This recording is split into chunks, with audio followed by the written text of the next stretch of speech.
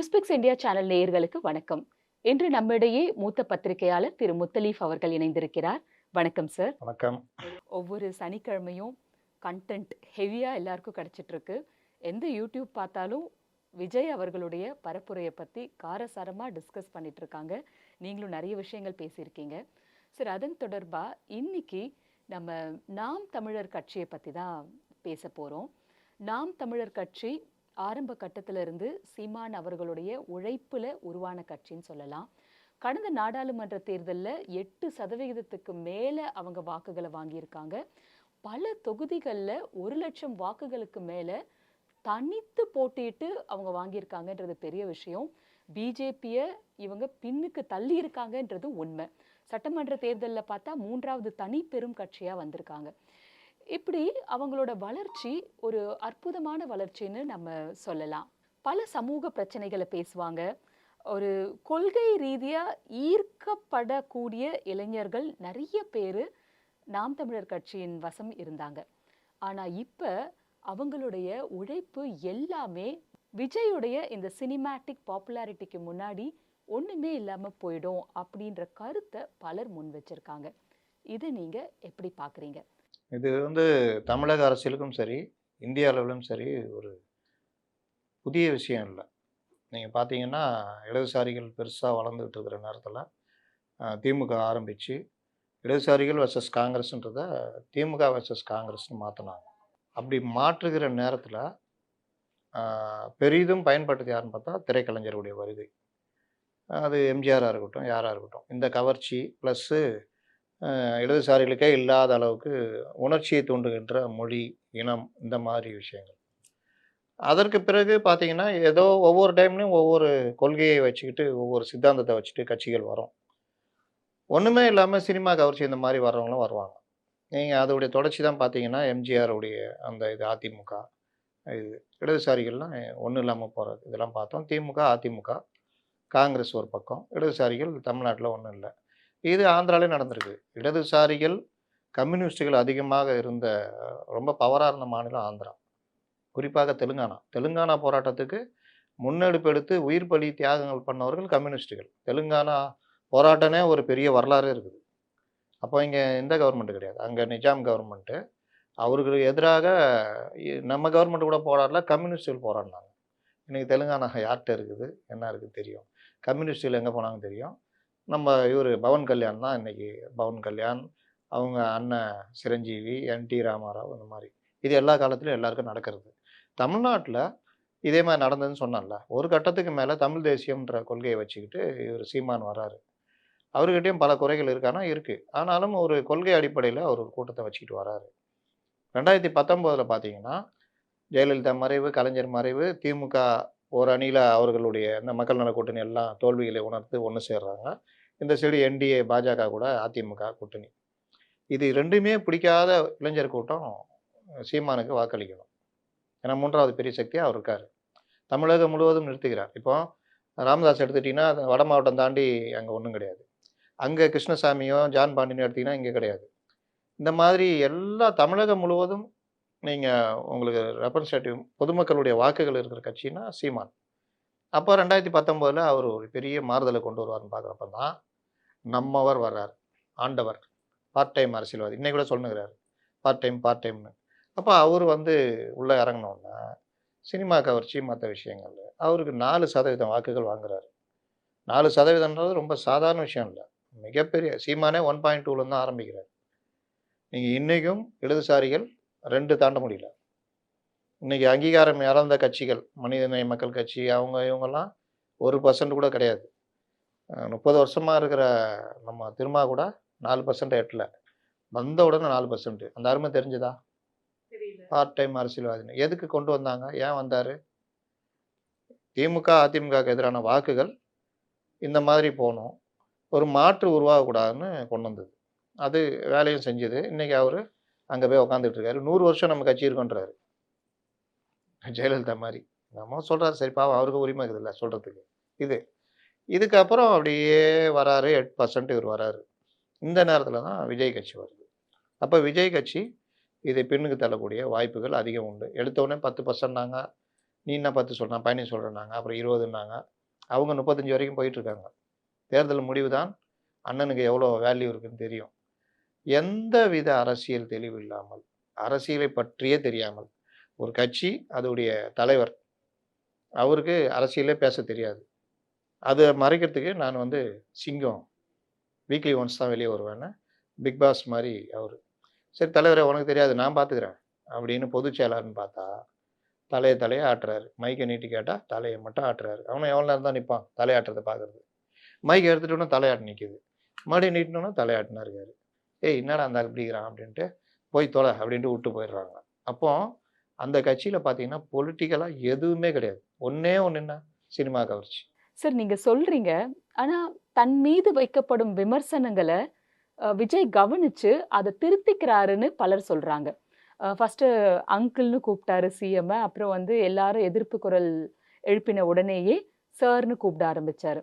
மக்கள பார்க்கல அப்படின்னு சொன்னாங்க. இப்போ பிரச்சாரத்துக்கு வராரு, மக்கள பார்க்கறாரு. அடுத்து வந்து பிரஸ்ஸ பார்க்கல அப்படிங்கிறது ப்ரெஸ்ஸ பார்க்கலன்னா பார்த்துட்டாரு. இல்ல ஒரு ஒரு பிரச்சனைகளையும் வந்து பார்த்து இப்படியே மாத்திக்கிறதுக்கு நீங்க வாய்ப்புகள் இருக்குன்னு நீங்க சொல்றாங்க இல்லையா? திருத்திக்கிறதுக்கும், நாங்க சொல்றதுக்கும் தான் அரசியலா?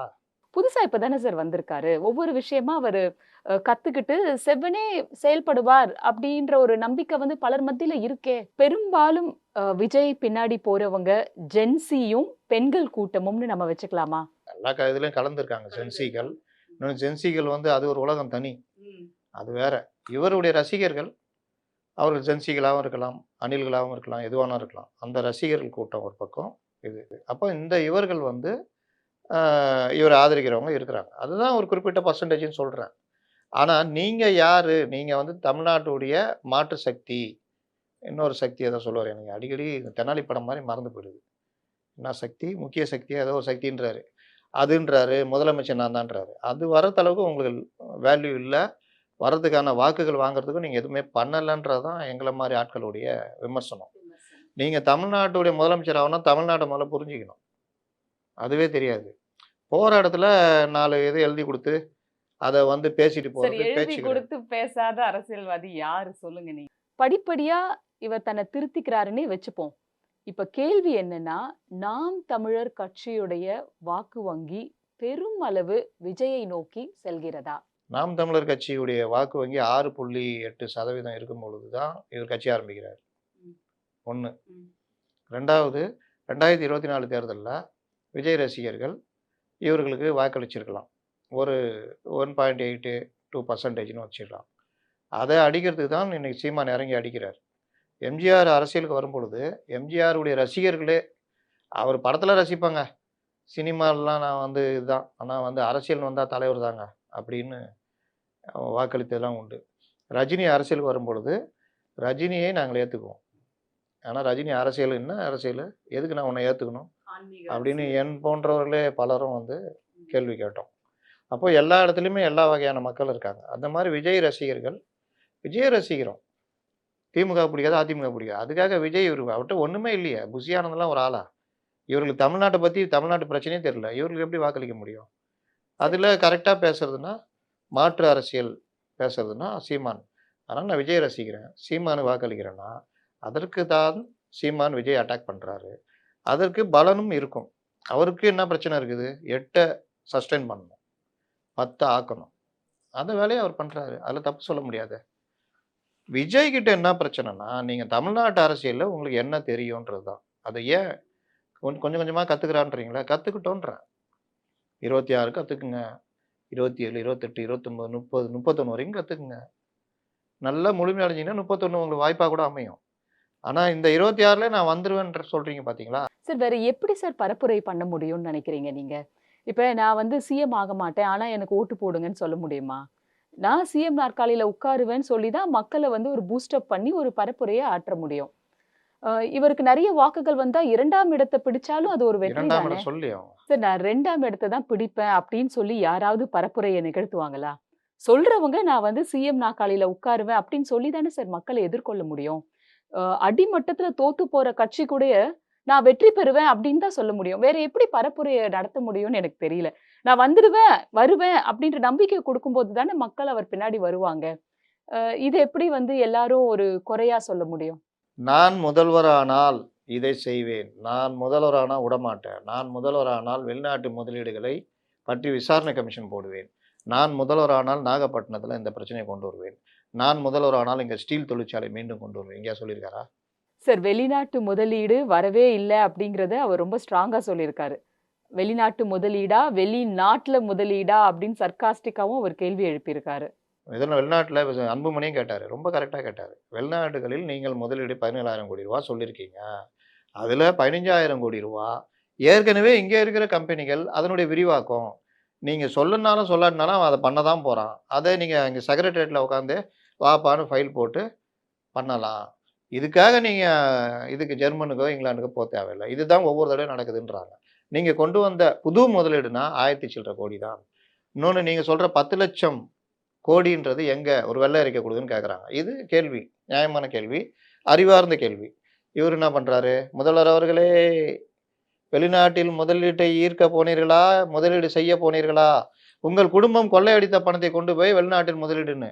நான் சொல்கிறேன், நாளைக்கே திமுக ஒரு டெஃபர்மேட்டிவ் கேஸ், ஒரு டெஃபர்மேஷன் கேஸ் இந்த மாதிரி பேசுனீங்களே, எந்த அடிப்படையில் பேசினார், இது முதல்வர் குடும்பத்தையே மக்கள் மத்தியில் அவமதிப்புக்குள்ளாகிற செயல், அவருடைய புகழுக்கு களங்கம் விளைகிறது.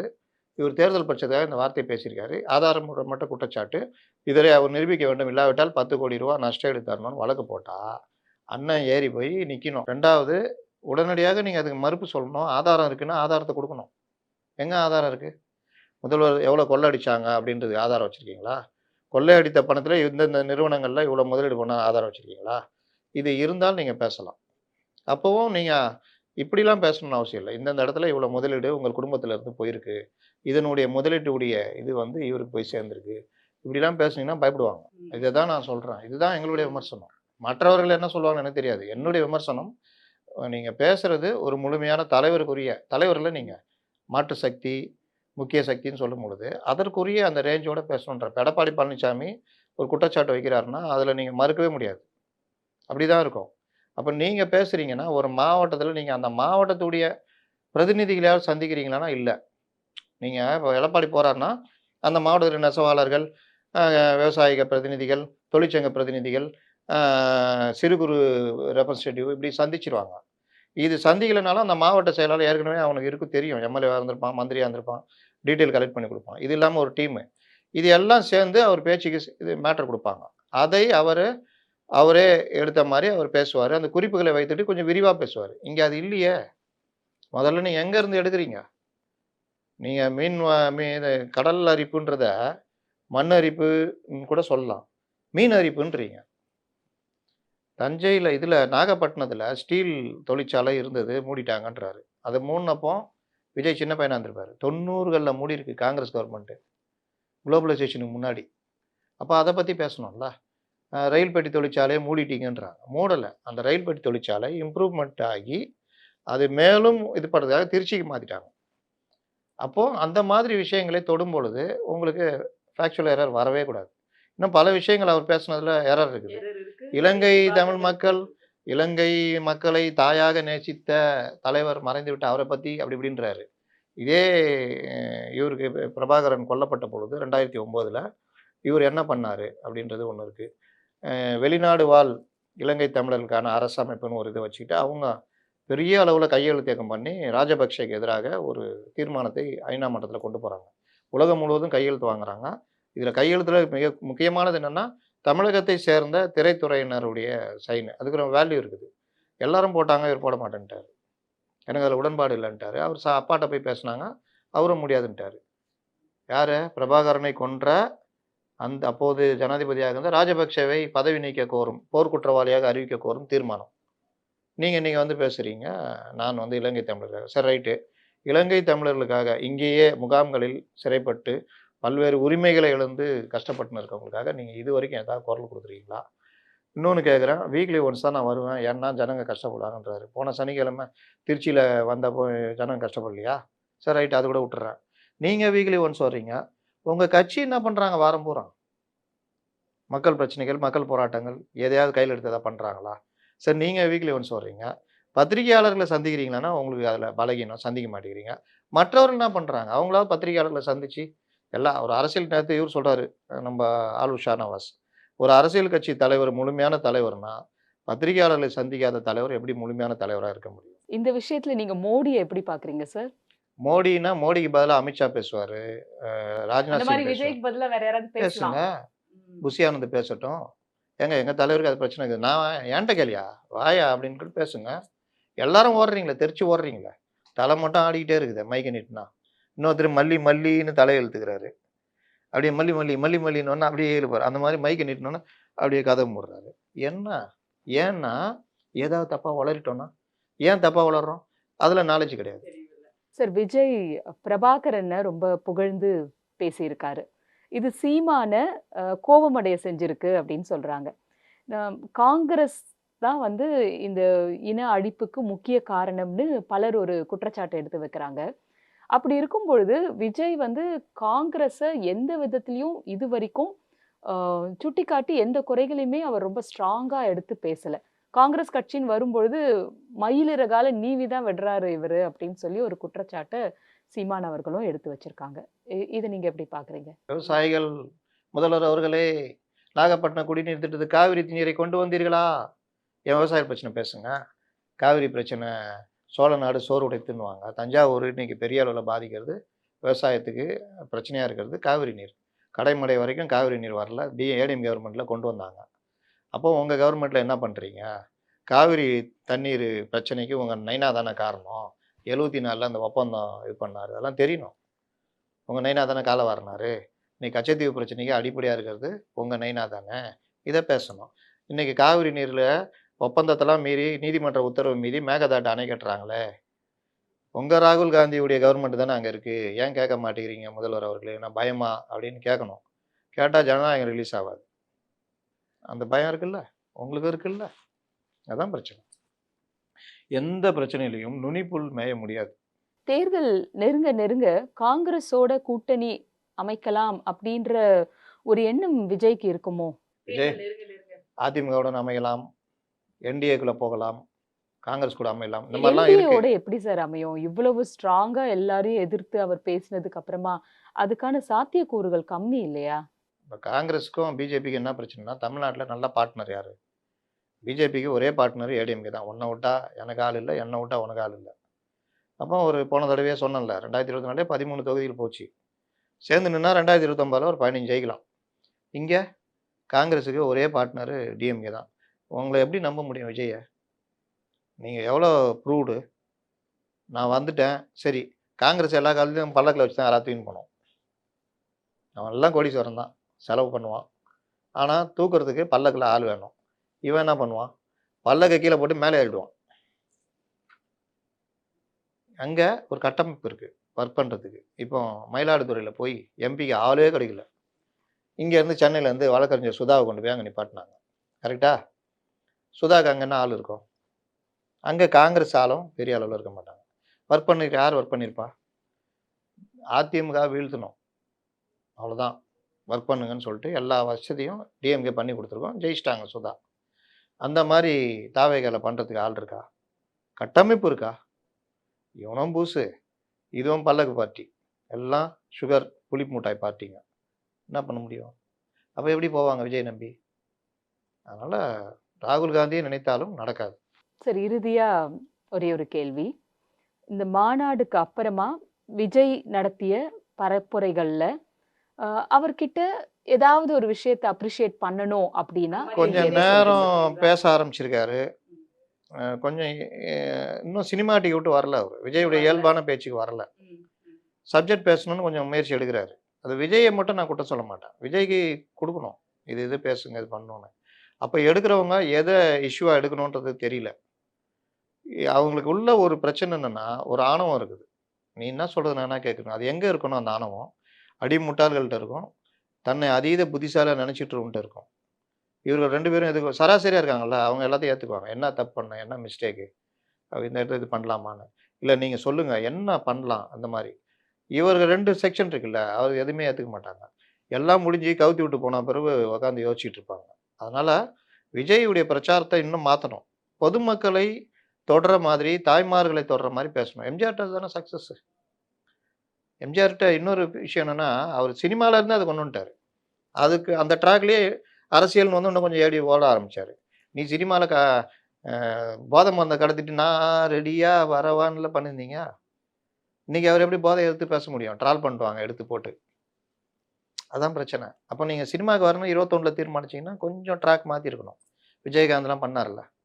அதுலயும் உங்களுக்கு நாலேட்ஜ் இல்ல. நீங்க யாரு? டைரக்டருடைய நடிகரு. அவன் ஃப்ளைட் எடுத்துட்டு, "சார் ஃப்ளைட் எடுத்துக்கிறீங்க சார். ரபேல் ரபேல்ன்னு சொல்றீங்க சார். நேரா பாகிஸ்தான்ல போய் பார்க் பண்றீங்க சார். தீவிரவாதிய அப்படியே சூட்கேஸ் தூக்குற மாரி தூக்குறீங்க சார்.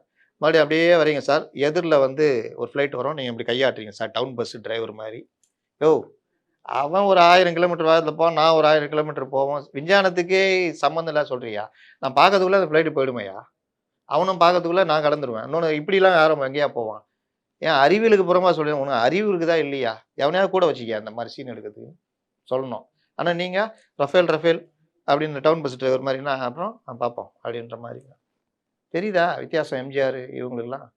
நேத்து கூட திரைக்கலைஞர்கள் எல்லாம் கூடி ஒரு தீர்மானம் நிறைவேத்தியிருக்காங்க. திரைக்கலைஞர்ல வர வர எல்லாரும் ஆபாசமா பேசுறாங்க. ஆமா, இப்ப YouTubeல கண்டபடி பேசுறாங்க பேஜ் வியூக்காக.